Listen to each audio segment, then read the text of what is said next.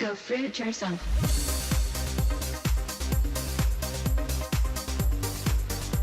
A recent article on the front page of the New York Times headlined "The Burger That Shattered Her Life" chronicled the story of 22-year-old Stephanie Smith. In the fall of 2007, her nervous system was ravaged. She was left paralyzed after unknowingly eating an E. coli-tainted ground meat patty. Hey Fruit Bats, it's Freely the Banana Girl here. Welcome to, oh, that was a good spin, another episode. So today is Motivational Mondays, and today I want to talk about a comment that I got on my Jenna Marbles video. As a lot of you know, I got thousands and thousands of comments, a lot from ignorant people. And one comment in particular stood out because it had 51 likes, so it went to the top of the comments. It's from Schwack So Good. This video just made me want to go get a fat, fucking juicy cheeseburger. Very original, Schwack, very original. Never heard that one before. So as a slim vegan, I get these comments all the time. You look like you need a good juicy steak, you skinny whore. And these comments are coming from people who do not care what they put in their gob. People who are ignorant to the fact that their burgers are actually making them fat and unhealthy. Okay, so it's time for some education. This is what your big fucking juicy cheeseburger is all about. I first woke up, so to speak, when I was working on the anesthesia service, learning how to put people to sleep. And I was seeing my patients for the next day's surgery for coronary artery bypass surgery in order to bypass clogged arteries in their heart. Because it was late at night, I drew the man's blood test. And when I took the blood to the laboratory and had it processed, I couldn't believe my eyes. Now, normally, this liquid layer floating on top of the blood clot is quite transparent. It's a yellow, but quite clear. You can see right through it. The blood in this patient's tube, however, was anything but clear. The serum floating on his clot was thick and greasy white. It looked like glue. In fact, it stuck to the sides of the blood tube when I shook the tube. I went back to the patient. I said, "Mr. Phillips, did you eat before you came to the hospital tonight?" He said, "Yes." I said, "What did you have?" He said, "I had a cheeseburger and a milkshake." And when he said that, I realized that what I was looking at in his tube was all the fat in the beef burger, all the butter fat in the cheese, and the butter fat in the ice cream and in the milkshake. And all this fat had oozed out into his blood and actually turned his blood fatty. The next morning, we took Mr. Phillips to the operating room, and I put him to sleep, and the surgeon opened up his chest. And from these arteries, he began pulling out yellow, greasy deposits of fatty material called atherosclerosis. This is a beautiful example of what atherosclerosis looks like. There it is. And I'm going to just gently tug on this now. I love it. It's a little hard to pull. Dr. Coupot, if you could give a little pull too. We'll see if we can get this thing out. We are just holding our breath so that you will finish the case.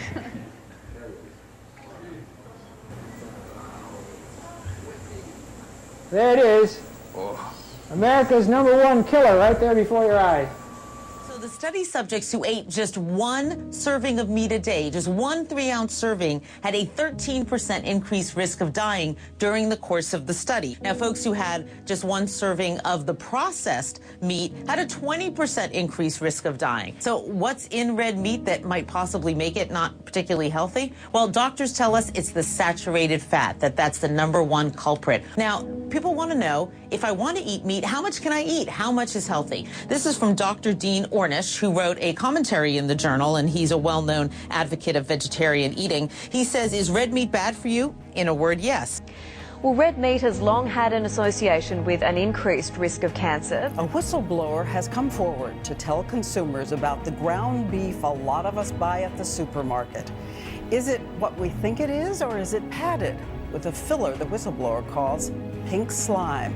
But the companies do testing for bacteria, and they don't have to report those results to the USDA, who are in their plants. If USDA wants to review the records, they can, but the company, they can't sell a product that has live bacteria. They can cook that meat and sell it in another product. So they can find E. coli, cook it out at that 160-degree internal temperature, and then use that meat in another product. That's right. And that bothers me. It bothers me too. You don't have to be a doctor to be bothered by that. The industry-wide secret butchers don't want you to know about. Major suppliers have been caught using a special product known as meat glue to stick together scraps of meat. So there are 14 billion hamburgers eaten in the USA every year, but the USDA openly allows beef contaminated with E. coli to be repackaged, cooked, and sold as ready-to-eat hamburgers. Abby contracted E. coli. She's actually a secondary carrier. Secondary carrier meaning? What happened, Larry, is her grandfather, Abby's grandfather, went to a VFW hall and ate a hamburger, and he became ill. And Abby visited him in the hospital, and Abby contracted it by being in contact with her grandfather. Wait a minute. This could be contagious? It is. One of the so things. She didn't have to eat the meat? No. Between 10 and 50 bacterium are enough to have killed these children. Thousands of them would fit on the head of a pin. You can't see it, you can't taste it, you can't smell it. But hey, E. coli may not be the worst thing. According to the FDA, farmers in the USA feed their cattle 1 to 2 million tons of feces, chicken feces, every year. How disgusting. Okay? And then we wonder why there's these breakouts of mad cow disease. And that's not all they're feeding the cattle. Check this out. Oprah comes up to me and says, you know, I saw the movie Babe 5 times. I'll never again eat pork. And I looked up and said, Lord, this is going to be a good day. Well, they take me out and put me on the stage. To the right of me is a grandmother from England whose granddaughter is dying of the human form of mad cow disease. To the left of me is Dr. Gary Weber from the National Cattlemen's Beef Association. Oprah comes out, points at me and says, here's a man who believes. Within 10 years, we could have a disease that would make AIDS look like a common cold. And I said, absolutely. Oprah said, that's a strong statement. I said, Oprah, we have 100,000 cows a year, fine at night, dead in the morning. We round them up, grind them up, feed them back to other cows. We go and get roadkill, deer, elk, possum, raccoons. We scrape them up, grind them up, we feed them to cows. Then we take dogs and cats, euthanize dogs and cats. City of Los Angeles alone, 200 tons of euthanized pets a month are ground up, turned into feed, and fed back to our pets or our food animals. And then Oprah, the next thing out of her mouth, damn it, gets us sued. She said, that just stops me cold. I will never again eat a burger.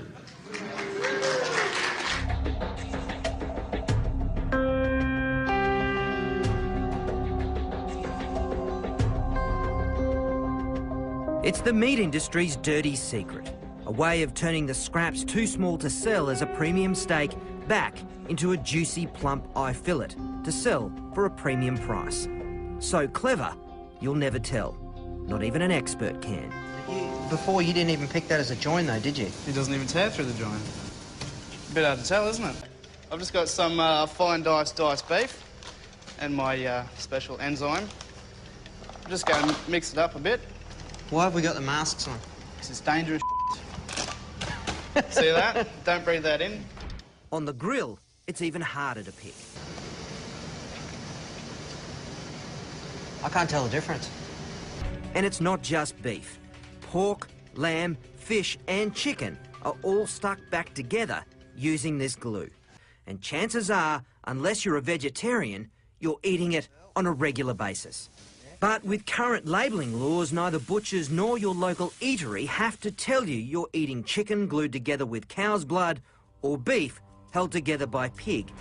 It's the same reason they can take low-grade meat and pump it with water and flavour to make it edible. Besides hormones, what else is in a burger?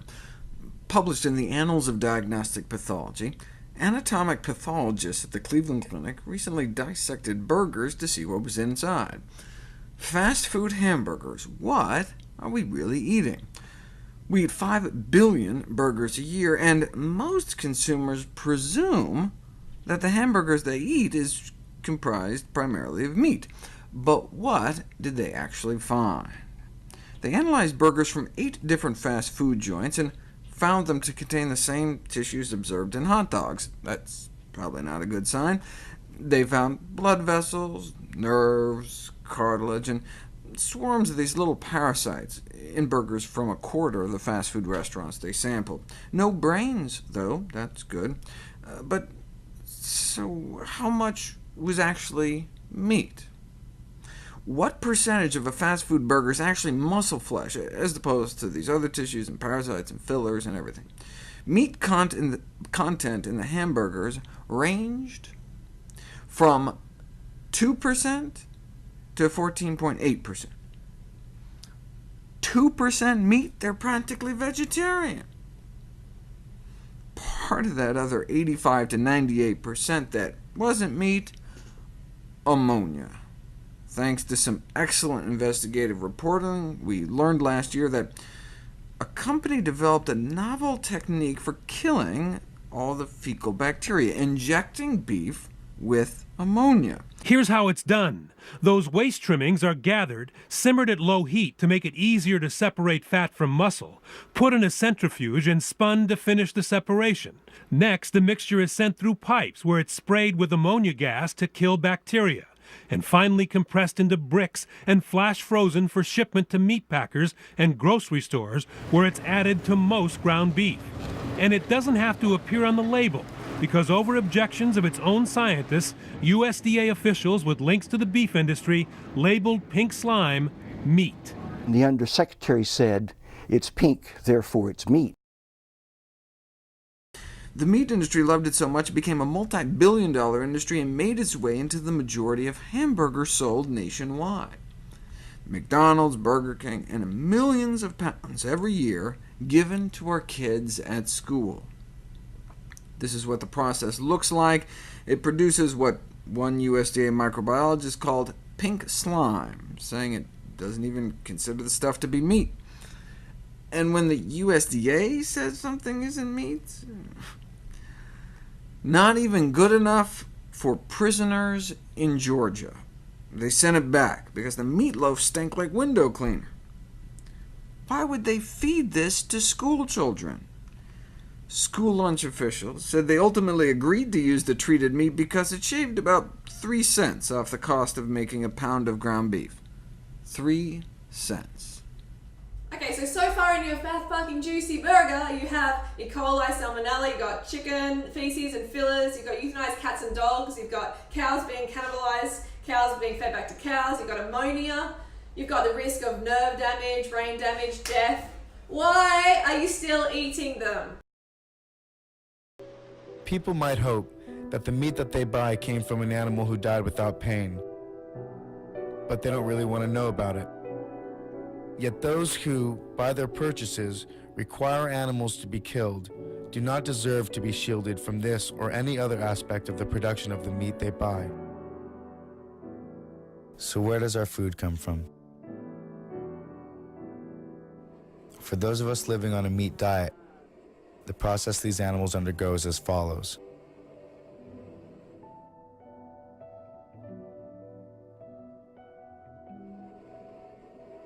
For beef, the animals are all branded. In this instance, on the face.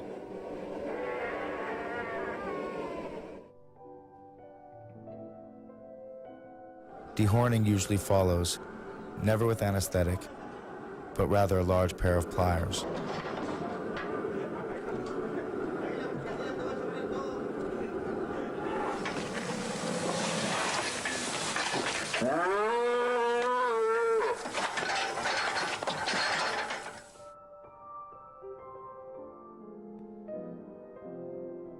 In transportation, animals are packed so tightly into trucks they are practically on top of one another. Heat, freezing temperatures, fatigue, trauma, and health conditions will kill some of these animals en route to the slaughterhouses. Milking cows are kept chained to their stalls all day long, receiving no exercise. Pesticides and antibiotics are also used to increase their milk productivity.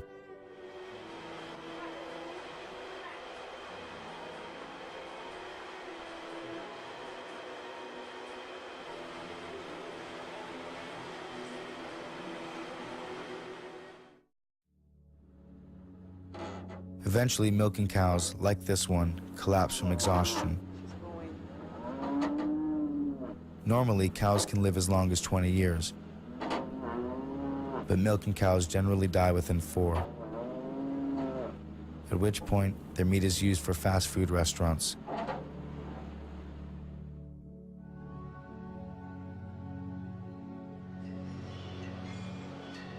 At this slaughterhouse, the branded and dehorned cattle are brought into a stall.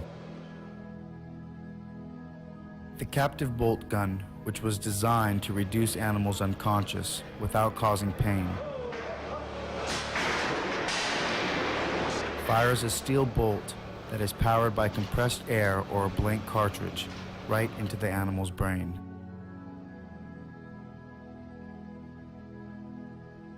Though various methods of slaughter are used, in this Massachusetts facility, the cattle is hoisted up and his or her throat is slit. Along with the meat, their blood will be used as well.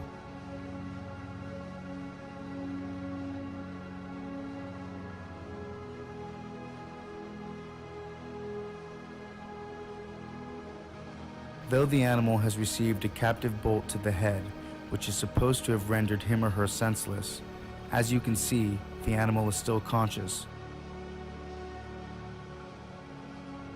This is not uncommon.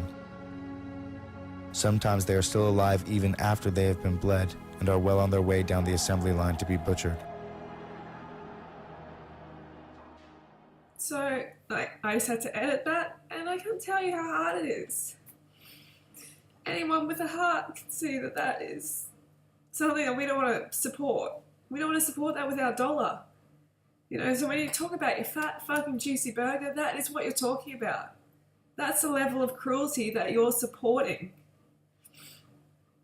For me, it's just, the answer is obvious.